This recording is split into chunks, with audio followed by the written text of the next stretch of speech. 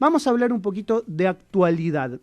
De actualidad de lo que está pasando en la Argentina, en el mundo, ¿no? Con esta pandemia, pero puntualmente en Argentina. Porque la pandemia ha traído también movimientos dentro del gobierno de Alberto Fernández. El tema Vicentín, el tema LATAM también, con empresas que van yéndose de la Argentina o cerrando. Y queremos saber qué está pasando, ¿no? Qué mejor que hablar con Damián Arabia, él es representante de la Red Humanista, también fue director anticorrupción del Ministerio de Seguridad durante el gobierno de Mauricio Macri en la gestión de Patricia Bullrich 2015-2019 y además es un amigo que está del otro lado que cada vez que lo convoco y lo llamo, ahí está para atenderme. Hola Damián, buen día, Maximiliano Lecky te saluda, ¿cómo te va? ¿Qué tal? Buenos días, Maxi. Gracias por atenderme. Al contrario, gracias a ustedes. Bueno, Damián, ¿cómo venís viendo lo que está pasando en la Argentina económica durante nuestra pandemia? Que pasa a ser larga la cuarentena, ¿no? Ya son más de 40 días. Sí, es una ochentena que empieza a ser una centena, ¿no? Nos van corriendo el arco. Primero eran 15, después eran 30, ahora ya en cualquier momento nos anuncian que va a ser, están diciendo que va a ser hasta el 12 de julio y yo creo que, bueno, digamos, forma parte de una estrategia del gobierno nacional que tiene como dos partes, ¿no? Una primera parte que la verdad ayer quedó, no sé si viste la Sí, entrevista sí. con Cristina Pérez, Sí. quedó muy claro que el gobierno nacional no tiene un plan. O sea, asumió el gobierno sin un plan,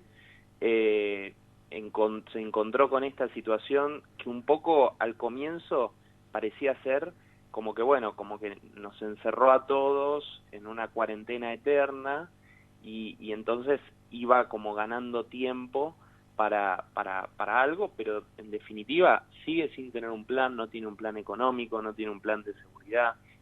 Todas las decisiones parecen muy discrecionales y en un marco muy peligroso de una elevada concentración de poder, ¿no? Y entonces de esa manera surge el segundo elemento, que es cómo va saliendo a flote el proyecto de fondo, que son, bueno, la expropiación de Vicentín.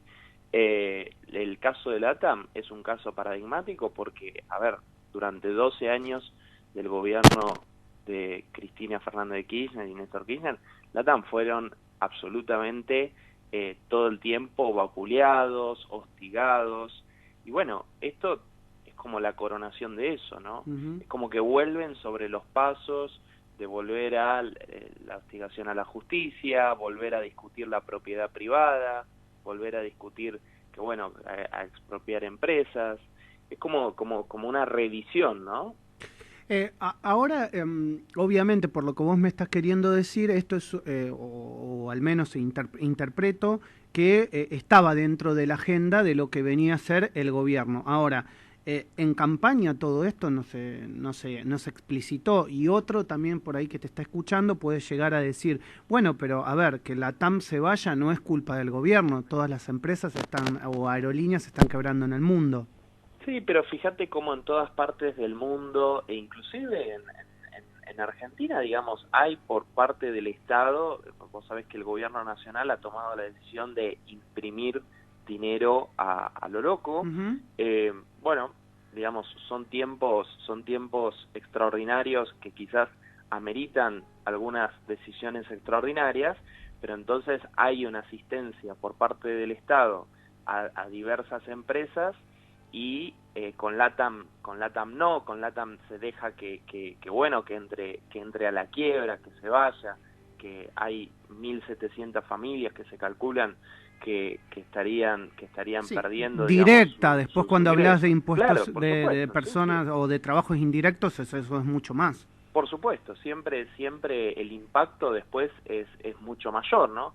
Entonces, digamos, a mí lo que me parece es que en el fondo lo que va surgiendo, como vos bien decís, es todo lo que en la campaña no se dijo, porque lo que se hizo fue una estrategia que en lo electoral parece haber sido muy efectiva, que es, bueno, ponemos la cara del profesor Alberto Fernández y detrás de eso, bueno, entonces la moderación y el profesor ahí con sus placas explicando cosas, pero de fondo sigue estando el mismo proyecto, digamos. No hay que olvidarse que Alberto Fernández se va del gobierno de Cristina Fernández Kirchner, que fue su jefe de gabinete, con la 125, con el campo, ¿no?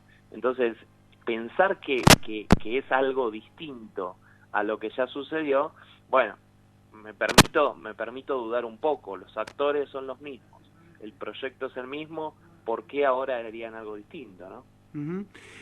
Y respecto a Vicentín, Damián, ¿qué pensás? Bueno, la situación para mí es mucho más grave, porque directamente Vicentín tiene una gravedad ya, como, digamos, en última instancia, como vos decís, bueno, el gobierno con LATAM lo que termina haciendo es dejando que pase algo que quiere para generar una suerte de monopolio de aerolíneas, pero con el caso de Vicentín directamente hay una intervención que se da de una manera absolutamente irregular.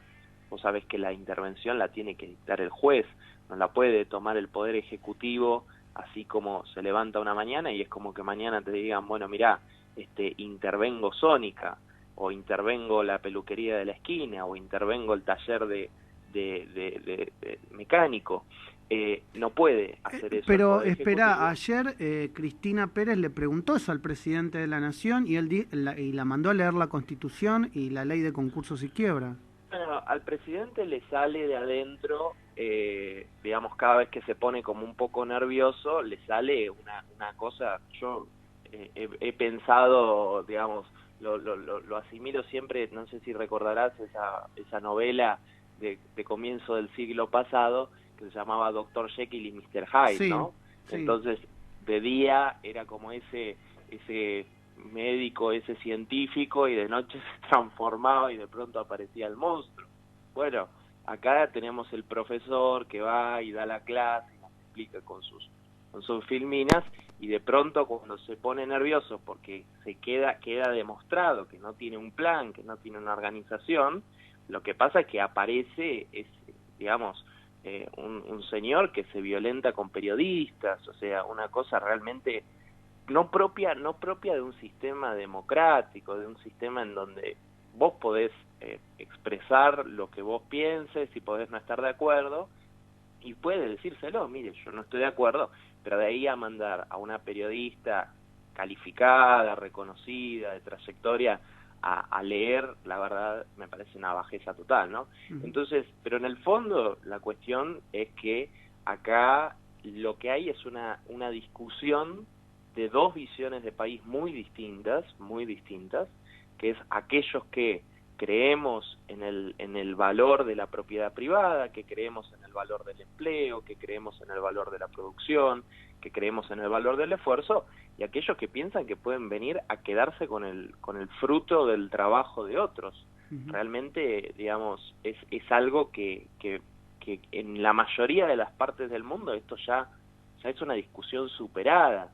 Después podemos discutir si el nivel de impuestos o qué tipo de impuestos queremos, pero de ahí a pensar que esto es como un reino donde el señor feudal se puede quedar con lo que quiera, se levanta una mañana y a lo Chávez dice exprópiese, la verdad es una locura.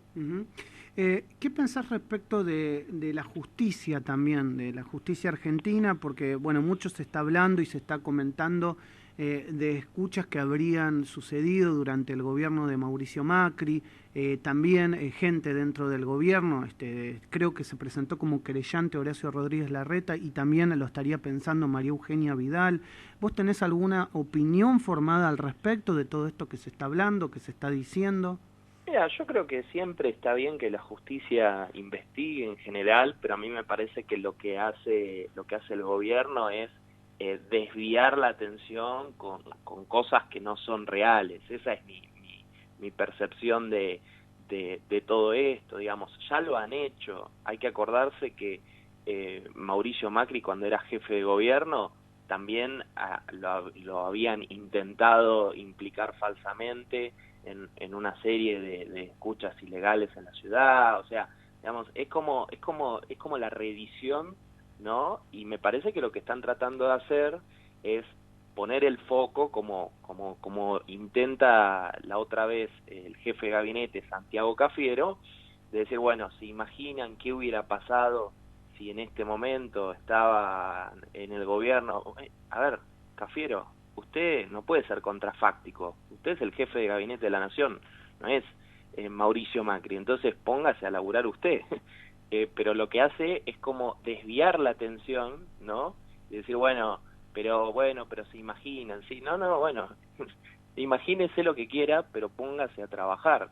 Entonces es como esto, ¿no? Como es un completo de no tener plan, no saber qué hacer, y entonces cuando esto queda evidenciado aparece como lo peor de lo peor, ¿no? Y en esto de ponerse a laburar por parte del gobierno, hablo ahora de la oposición. ¿Cómo ves el rol que está llevando adelante la oposición? ¿Crees que hay una fractura entre Larreta, algún sector de Mauricio Macri? ¿No? Porque los medios, los propios medios relacionados con, o que tal vez están ideológicamente más afines al gobierno, hablan de que la coalición Cambiemos o vamos juntos explotó. Y que hay un macrismo, viste, como dice el Gato Silvestre, que hay un macrismo que es como residual, que es el que sigue a Mauricio Macri, entre ellos Marcos Peña, Hernán Lombardi, Patricia Bullrich, y que por el otro lado va el resto de Juntos por el Cambio. ¿Cómo lo ves vos? Bueno, a mí me parece que ese es el planteo que hace el gobierno en una estrategia de buscar dividir a la oposición, pero la realidad es que hoy la oposición está unida y eso es muy importante, y es la primera vez en décadas que hay una oposición unida al kirchnerismo. Digo, hay un solo interbloque en el gobierno, en el Congreso Nacional, que casi tiene los mismos diputados, tiene solo 3 diputados menos que el oficialismo, y eso es muy bueno y muy sano para la democracia, porque lo que implica eso es que puede haber una alternancia dentro de muy poco tiempo. O sea, en el 2023 perfectamente Juntos por el Cambio puede volver al gobierno.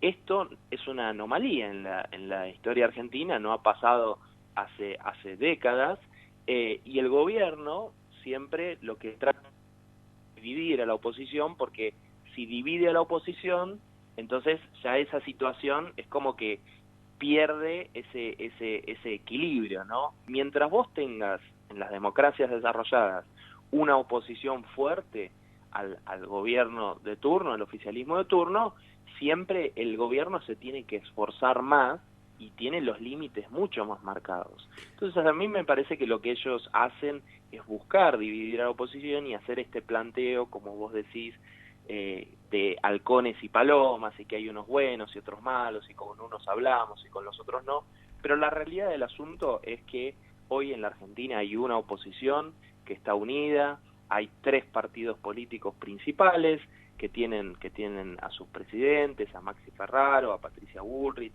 a Alfredo Cornejo, y que tienen gobernaciones, que tienen 4 gobernaciones en total, que tienen intendencias en todo el país, concejalías. O sea, me parece que está bastante claro que esa unidad está, y va a quedar muy claro en las elecciones del año que viene, exactamente, en las elecciones del año que viene.